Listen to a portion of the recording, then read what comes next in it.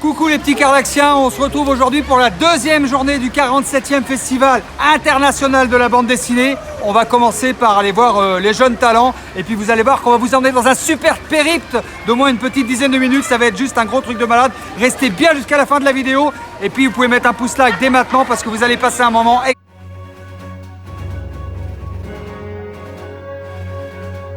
sur YouTube, Cardaxi. C'est très sécurisé le festival de la BD. Bah merci. Alors Guillaume, oui, on sait qu'il s'appelle Guillaume, on lui a parlé avant, on va voir s'il voulait bien qu'on le filme. Alors Guillaume, toi tu attends pour rencontrer un éditeur en fait. C'est ça, alors en fait ce matin je suis arrivé trop tard et ils ont fermé les rendez-vous juste devant moi. Du coup là je viens en mode freestyle pour essayer de les rencontrer. Ouais, alors Guillaume ce matin il a attendu, il est arrivé trop tard, clac. Quand je vous dis que c'est un énorme business. Et donc du coup tu peux nous montrer un peu ton travail? C'est une BD reportage sur l'Hermione, le bateau qu'il y a à Rochefort. Ah ouais, ah oui effectivement, du coup c'est très très connu. Ok. Quelques pages. On va faire vite fait, mais...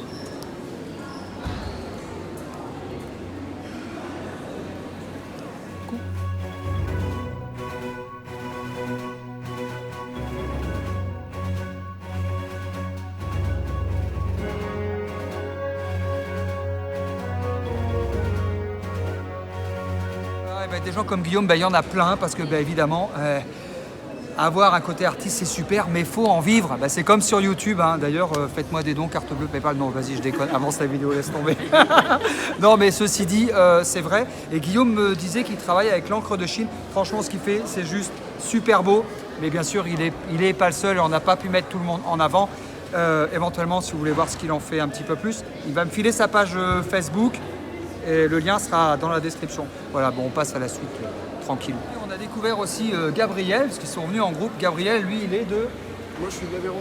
L'Aveyron, voilà. Donc, du coup, tu as fait toute la route pour venir au Festival international de la bande dessinée. Ouais, je fais des tours par Paris, en fait. Carrément, donc c'est vraiment un gros truc de malade. Et Gabriel, toi, tu nous disais que tu fais de la BD un peu plus infantile, avec des formes un peu plus arrondies. On va peut-être regarder un peu ce que tu fais. Donc, ça s'appelle Les Découvreurs. Et donc, vous voyez, on est dans des coloris un peu plus pastels. Tu peux peut-être nous en dire un petit peu plus. Où est-ce que tu trouves la créativité déjà pour dessiner et pour inventer les histoires aussi? Il y a l'histoire aussi. Ouais, ça vient surtout... déjà, à la base, on va dire que c'est surtout l'histoire. Et bon, je sais pas, il y a un truc qu'on a envie de raconter, un sujet qu'on a envie d'aborder. Et ensuite, au niveau du dessin, c'est vraiment de l'inspiration d'un peu tout ce qu'il peut y avoir, tout ce que je peux lire, tout ce que je peux... manger et puis hop, digérer et ensuite en faire ce que j'en fais. Ouais, tu es un vrai créatif. Et tu t'éclates. Aujourd'hui, est-ce que tu vis de ton job réellement, clairement? Non, je suis encore en études. D'accord. Je suis encore en études. À la fin de l'année, normalement, peut-être commencer, mais voilà, c'est pour ça que je suis là. Tu fais des études qui ont un rapport avec la bande dessinée? Ouais, je fais des études de bande dessinée. D'accord, où ça? Une école qui s'appelle Jean Trubert, du coup à Paris. Alors l'école Jean Trubert à Paris, si vous voulez faire des études de bande dessinée, voilà. Jean Trubert. Jean Trubert, ouais. Bon, alors on mettra le lien aussi dans la description. Bon, on va regarder un peu ton travail. Regardez, les internautes, c'est plutôt sympa, non? Elle a des étoiles plein les yeux, elle. Hein. Tiens, tes bonbons, maintenant tu m'expliques. Merci. Ok, bah écoute, super.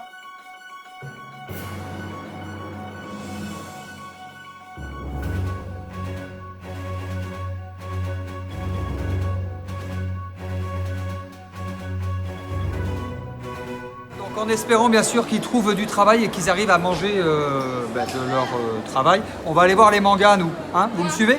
International de la bande dessinée, c'est qu'il faut beaucoup marcher. Alors croyez-moi, les mollets ils travaillent bien, là, on les sent bien les mollets. Hein.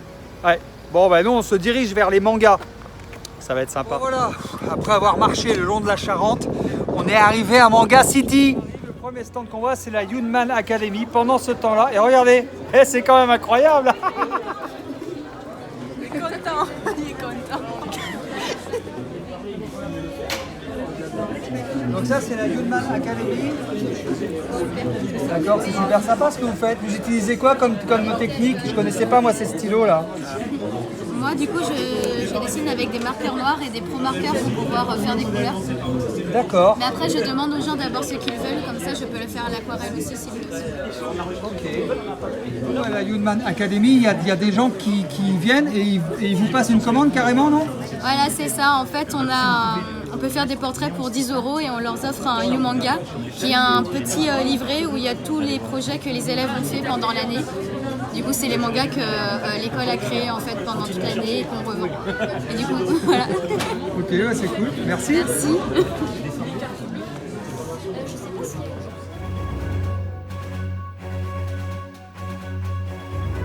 Academy, c'est une école de jeux vidéo et de manga qui se trouve à Angoulême. Apparemment, c'est une école européenne, donc ça peut donner aussi des idées et des vocations. On a vu la Yunman Academy, on va aller voir l'univers des mangas. C'est incroyable, il y en a vraiment partout ici.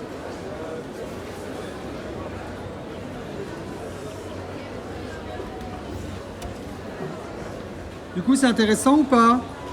C'est super chaud. Ouais. Ah ouais, sympa. Ah, c'est vraiment magnifique. Ok. De manga, parce que moi ça me passionne aussi et j'ai envie de vous en dire un petit peu plus. Petite interview. Bonjour.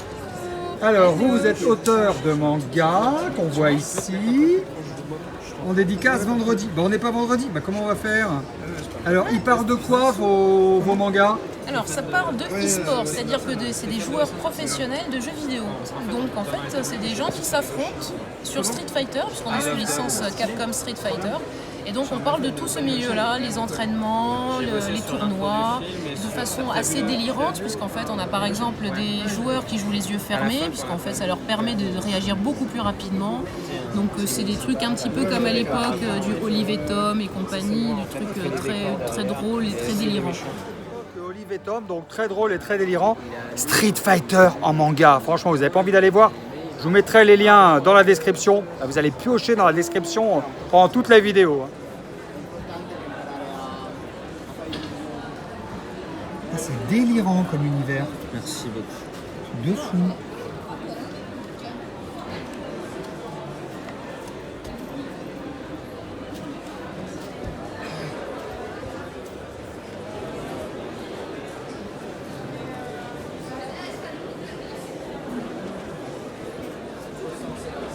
Donc ici, il y a des mangas absolument partout, bien sûr, à l'univers du manga. Partout, c'est dingue.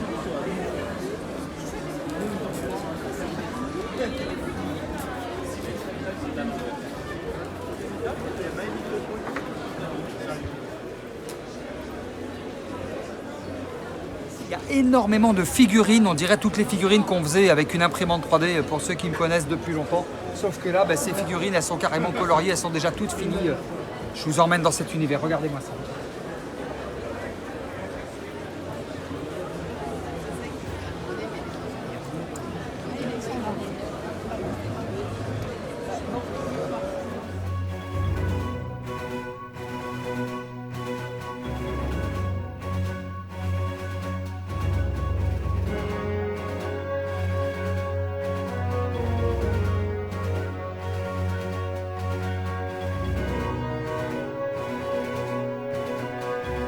Des mangas totalement vastes et on va aller à la découverte d'une autre école. Alors c'est l'école de Condé.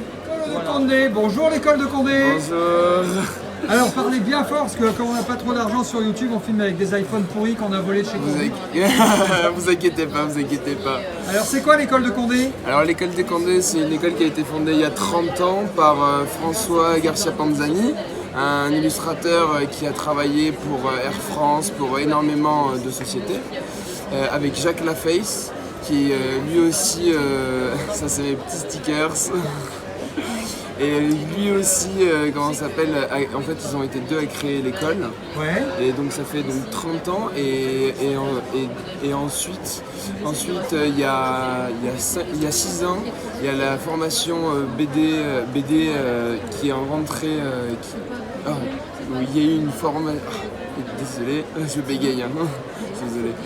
Mais en gros, il y a 6 ans, ils ont créé une formation BD qui en fait regroupe beaucoup de profs et donc du coup des gens, des BDistes. Est-ce qu'on ressort avec un diplôme? Oui. Et est-ce qu'on trouve du boulot? Oui, un diplôme qui est reconnu par l'État et avec lequel on peut travailler de partout au monde. Et on peut aussi devenir, après le master, on peut devenir professeur. Ok, bah merci beaucoup. Donc voilà. L'école de Condé, bien évidemment, on vous mettra les liens dans la sainte description.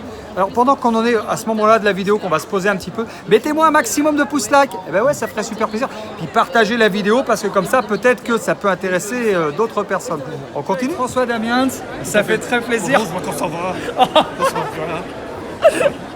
Alors ça fait très plaisir de vous voir ici et du coup on va parler des tablettes parce qu'il y a des tablettes qui permettent de dessiner. Merci beaucoup. Je vous en prie, c'est un plaisir. Votre problème. Non, j'ai un petit accent belge. Je viens de Lille, c'est pour ça que je suis un peu du Nord. Mais...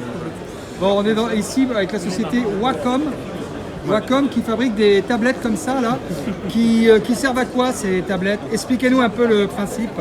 Alors Wacom, ça veut dire harmonie en fait, c'est-à-dire Wa c'est harmonie comme computer, donc c'est Wacom ça. Le but c'est de créer des matériels qui permettent aux gens de s'exprimer pleinement avec leur sensibilité, c'est ça qui est important. Carrément. Comme oui, du coup, alors il y a cette tablette qui est là. Et oui, ça, c'est quoi là, que fait. vous avez dans la main? Ça sert à quoi? C'est un stylet. Voilà, Okay. souvent les gens qui disent c'est trop stylet quoi. Ah, trop stylet, ouais, okay. C'est ça. Donc c'est-à-dire qu'en fait, j'appuie comme ça, ce qui me permet de dessiner. Et plus j'appuie, plus je vais avoir un trait qui est fin, épais, et en tout cas contrôlé directement sur une surface. Donc ça c'est quelque chose qui est assez exceptionnel. Alors, on peut parler technologie, mais on a 8000 niveaux de pression, voilà. Je retourne le stylet, qu'est-ce qui se passe? Naturellement j'ai une gomme. Voilà. Ah, c'est énorme! Et plus j'appuie, plus ça gomme. Donc c'est super pratique. Donc là, on permet de dessiner, faire des mangas, faire tous les illustrateurs de BD. Donc on est à Angoulême, on les utilise à fond ce genre d'outils parce qu'ils vont pouvoir comme ça éviter l'étape du scan. Donc ils dessinent directement. Tout à fait, ouais. Voilà, et puis comme ça, ils n'ont pas besoin de rescanner après, etc. Ils ont tous les outils de modification en direct. Travailler dans des cases, changer la taille, annuler, CTRL Z, hein, forcément. Pomme Z, ça dépend. Parce que ça se branche sur Mac et PC, donc pas de problème. Mac, PC, ok, bah c'est génial, super. Vous avez commencé à dessiner sur un ordinateur, enfin sur de l'informatique. Il commence par un logiciel sur son propre ordinateur ou automatiquement il doit aller sur un appareil comme le vôtre? J'avoue que moi j'ai commencé à dessiner au clavier en 1980. C'était un peu compliqué. Après il y a eu des souris, c'est quand même un peu mieux. Mais pratiquement il y a des tablettes qui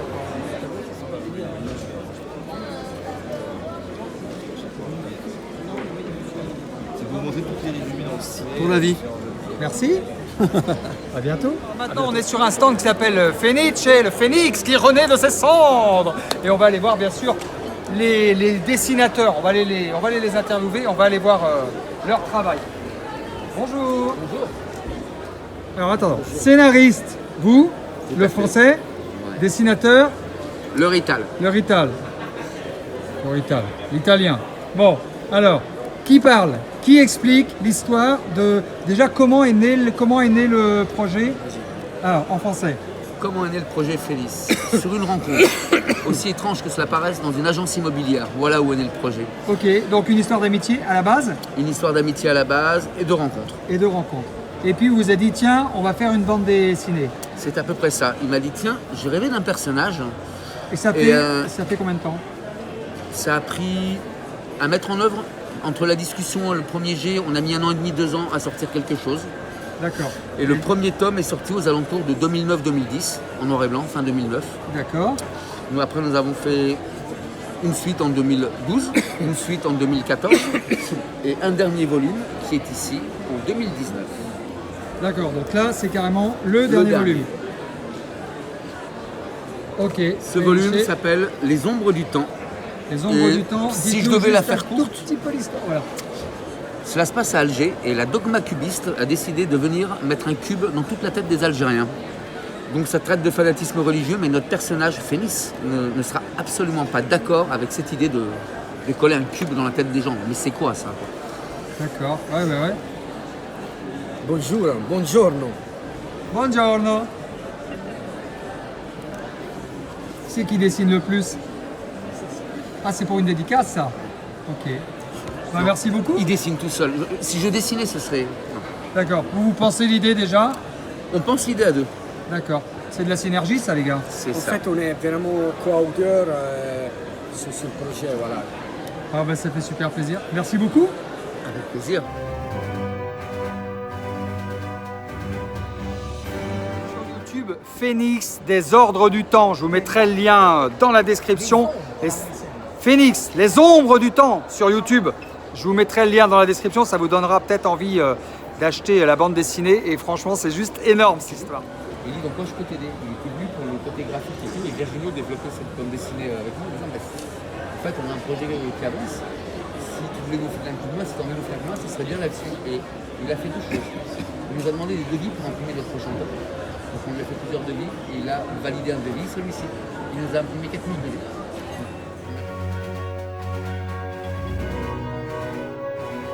Mon gars, ça il est carrément badass, non?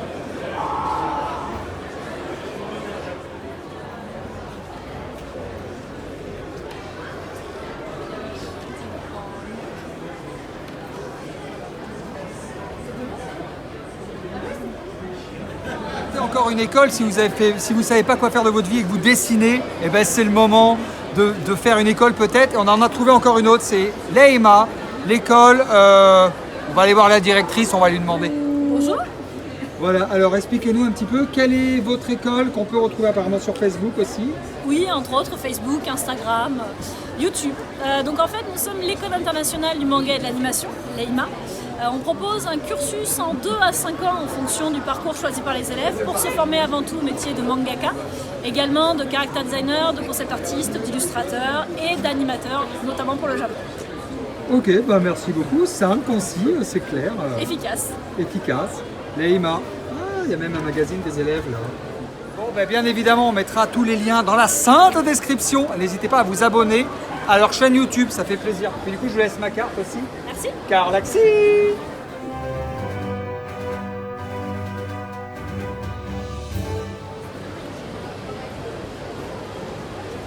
C'est hyper joli.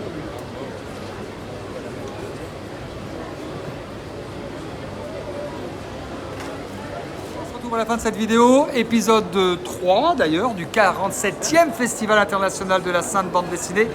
N'hésitez pas à liker, partager et à vous abonner à la chaîne de Carlaxi. Je vous embrasse très très très fort.